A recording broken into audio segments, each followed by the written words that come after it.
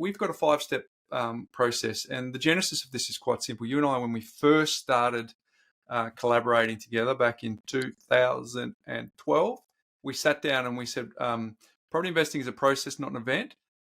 There isn't a process out there. Let's create one. And so we came up with the 5 steps, which is step 1, clarify, step 2, evaluate, step 3, plan, step 4, implement, and step 5 is manage. And we've then built our process, the way that people go through our journey of lifestyle by design through our business around those 5 core fundamental steps, Ben. And what's interesting about those, and in the context of a Frankenstein portfolio, is if you have a portfolio, one of the questions is it too late to come back? No, it's not, because all you need to do is go through those 5 steps. Clarify, evaluate, which includes how have you arrived at your Frankenstein portfolio? What were you trying to intend? And then go back and say, what is the end game? Then we'll put a plan in place.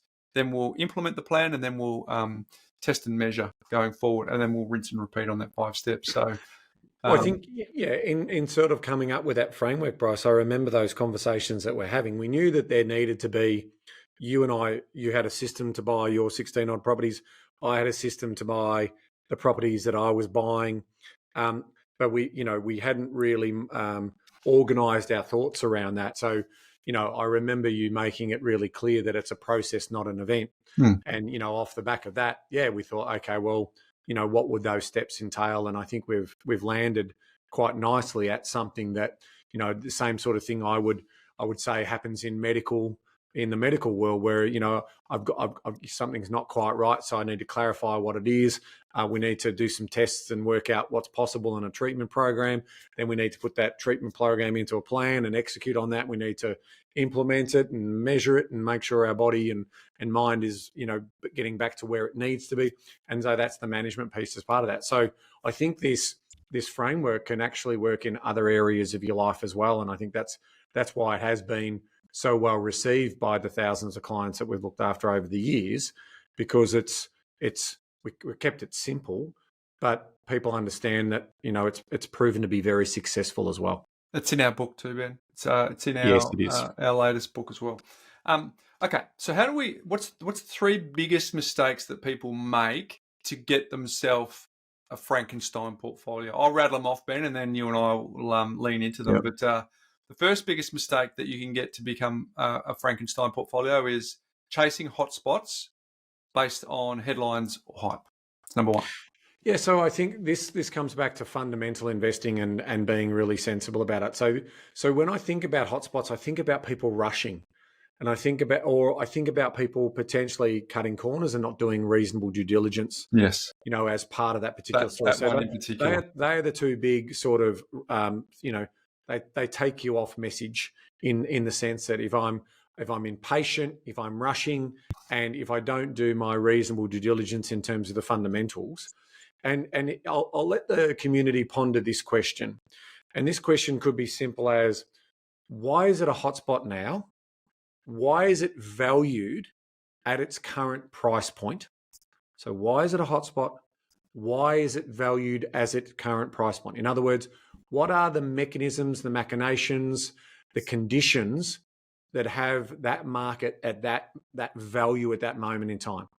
And just keep asking the 5 why question. Why would that be? And why is that? And why is that?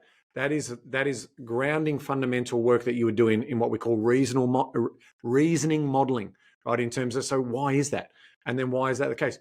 Because ultimately, people sort of say, well, why is land on the fringes of a city worth less than what it is closer in to a city? Now, if you've been listening to our podcast long enough, you'll know the answer to a lot of those questions in terms of the productive use, the margins of safety, the lifestyle, the status, and all those other things that we talk about. But that's what you've got to be thinking about, because a hotspot by its very nature will eventually not be a hotspot. Like a hotspot can't stay a hotspot forever. So they will go through cycles. But then you've got to then say, well, what's going to drag that hotspot to perform over the next 5, 10, or multiple decades? There's got to be some other fundamental mechanisms that need to drive the value of that land higher. Because if they're not there, then you might have had a sugar hit in terms of a quick win, but how was that? Was it a rational sugar hit? Like, just was it an exchange traded fund? NFTs, thank you.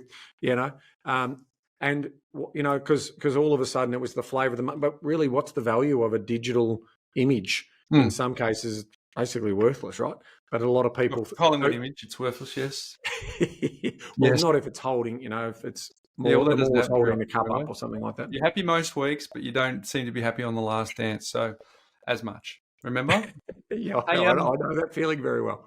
Well, at least you're happy most weeks, mate. So that's your return serve on me.